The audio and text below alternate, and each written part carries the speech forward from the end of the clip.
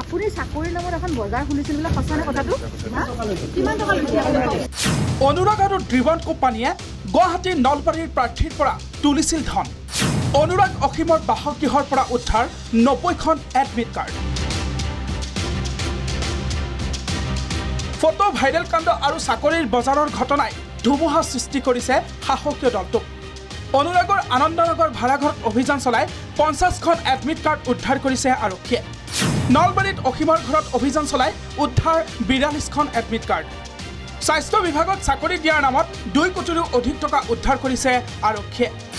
অসীমৰ ঘৰত উদ্ধাৰ হোৱা নলবাৰীৰ সেইসকল প্ৰাৰ্থীৰ ষ্টেটমেণ্ট ৰেকৰ্ড কৰিছে আৰক্ষীয়ে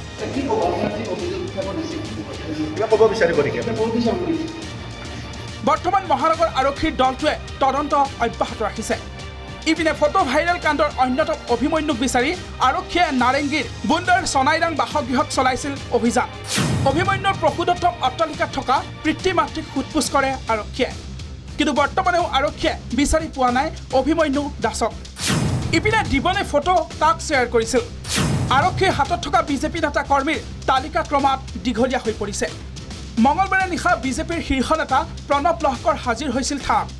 2.5 ঘণ্টাৰ জেৰাৰ অন্তত ওলাই আহিল প্ৰণৱজ্যোতি লহকৰৰ মন্তব্য মোৰ মোবাইলত ফটো অহাটো সঁচা কথা কিন্তু মোৰ মোবাইলৰ পৰা কোনো লোকলৈ প্ৰেৰণ কৰা নাই দিবন ডেকাৰ সৈতে পূৰ্বৰ পৰা চিনাকি থকাৰ কথা স্বীকাৰ প্ৰণৱজ্যোতি লহকৰৰ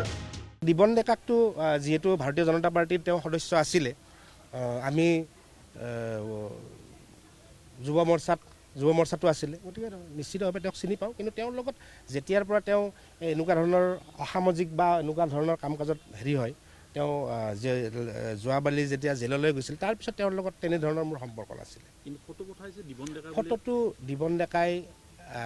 এতিয়ালৈকেতো বহুত মানুহক পঠিয়াইছে মইতো কেনেকৈ পঠাম এতিয়া কাৰণ ফটোখন তেওঁ ডিলিট এভৰিৱান কৰি দিছে চাওক ফটো এখন যেতিয়া আহে আমি পলিটিক্সৰ লগত জড়িত মানুহ ৰেগুলাৰ বহুত ফটো আহে গতিকে স্বাভাৱিকভাৱে ফটো এখন আহিলে যিকোনো ধৰণৰ ফটো আহিলে চোৱা যায় কিন্তু চেণ্ড কৰা নাযায় তেনেকুৱা ধৰণৰ কথা আৰক্ষীৰ জালত পৰি হাফ পেণ্ট আৰু গেঞ্জি পিন্ধি চানমাৰী থানাত দিশহাৰা দিবন ডেকা এচিৰ হাৱাত থকা দিবনে লকআপৰ গৰম সহ্য কৰিব পৰা নাই এআই যেন প্ৰমাণ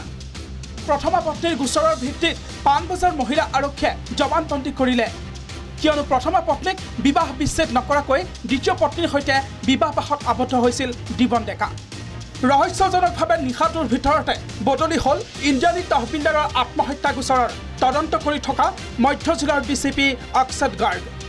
অক্ষত গাৰ্গৰ সলনি তদন্তৰ দায়িত্ব দিয়া হৈছে নৱনিযুক্ত ডিচিপি অমিতাভ বসুমতাৰীক ভিডিঅ' জাৰ্নেলিষ্ট ৰাজু ৰাস্কৰ সৈতে অমৰজ্যোতি বৰুৱাৰ সহযোগত ববিতা গগৈ ৰিপৰ্ট প্ৰাগ নিউজ